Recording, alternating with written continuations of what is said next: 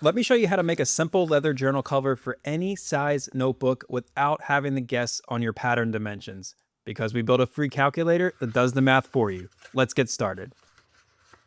Step number 1, grab your journal and a flexible measuring tape.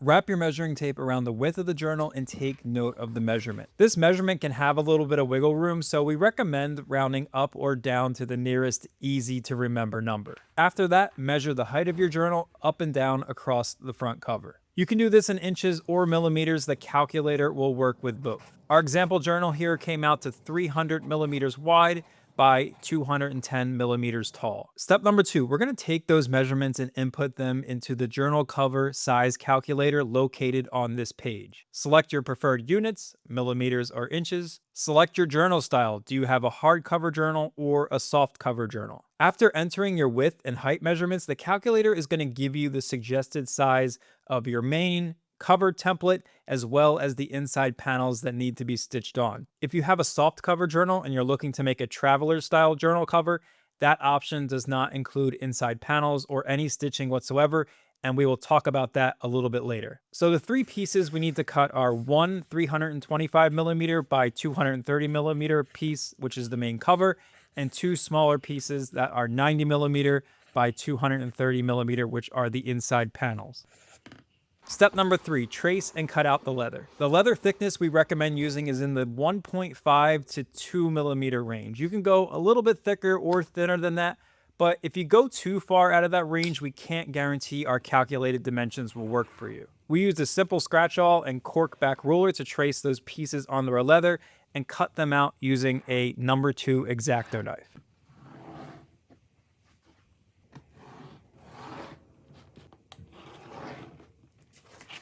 When cutting out our inside panels, here's a little pro tip for a nicer fit. Leave a little bit of margin on the short sides, the top and the bottom of both panels when you cut them out. You can see me doing this in the video. Once we glue the panels in place, we'll eventually trim off the excess to fit. This step isn't necessary, but really helps to get a clean, precise finished product. Step number 4, finishing the inside edges of our inside panels. This is an optional step, but if you want to burnish, dye, or paint your edges, we have to address the inside panel edges now before we stitch everything together. Here, we're choosing one side of both panels, it doesn't matter which, and applying some Tokonol burnishing compound and hand burnishing them with a wood slicker.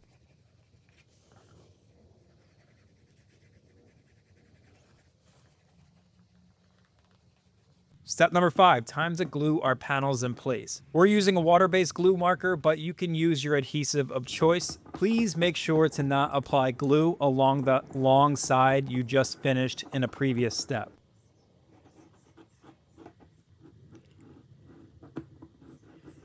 You can see we had to add a little extra glue on the top and the bottom because of the margins that we cut in.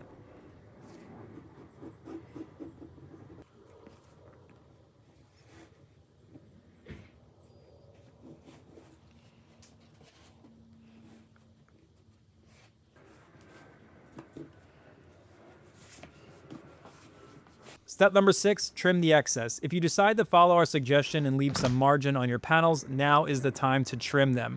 Use the main cover as a guide and slowly cut off that excess.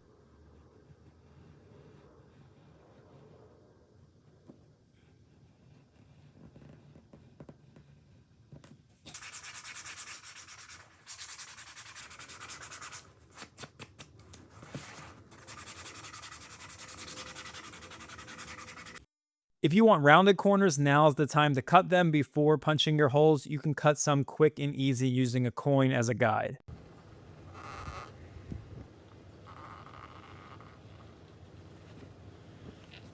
Step number 7, time to stitch on our panels. You can do this on a sewing machine if that's your thing, but our project here will be using a traditional saddle stitch. First things first, I use this wing divider to mark a stitching line roughly 3 to 3.5 millimeters from the edge on the front and back of the panels.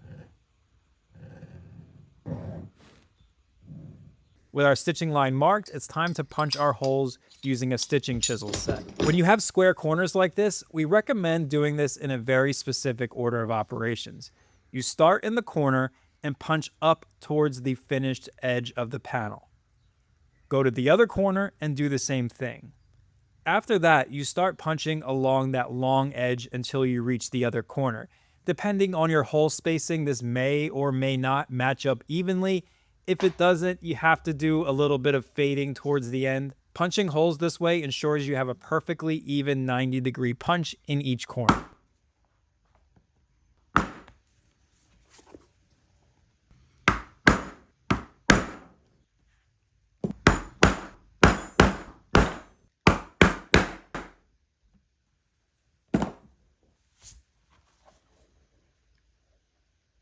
After holes are punched, it's time to saddle stitch both sides. You can use a stitching pony if you have one.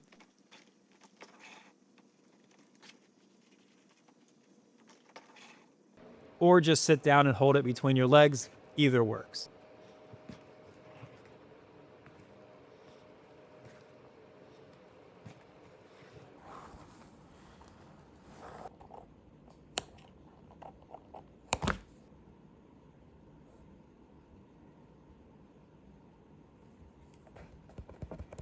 Step number 8, time to finish up the rest of our edges. Whatever treatment you did on the inside panel edge, you want to repeat that here. We take our edge beveler and bevel all of the edges on both sides, apply some toconol, and burnish by hand using a wood slicker.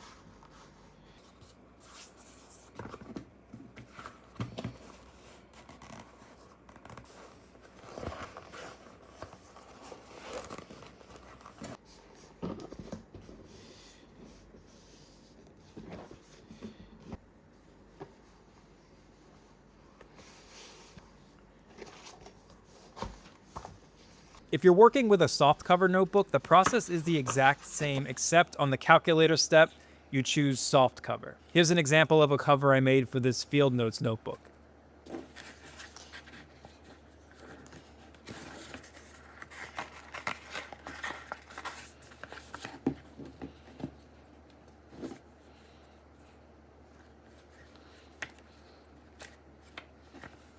If you plan on making a traveler style notebook, the process is a little different.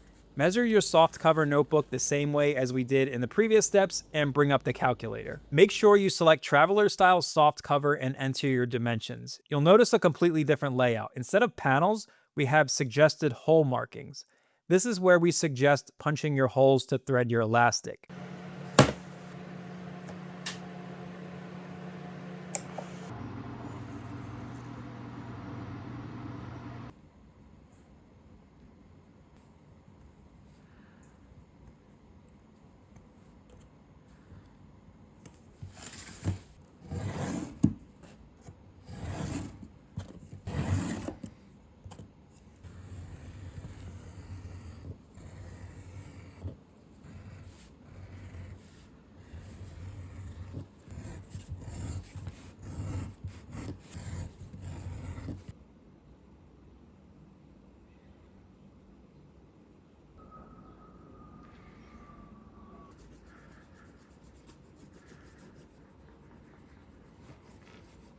For the top and bottom set of holes, we used a 2mm hole punch.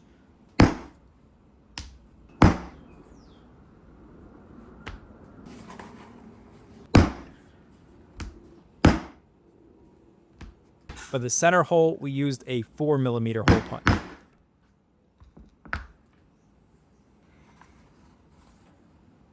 The elastic we used here is a 2mm diameter. 1.5mm also works well.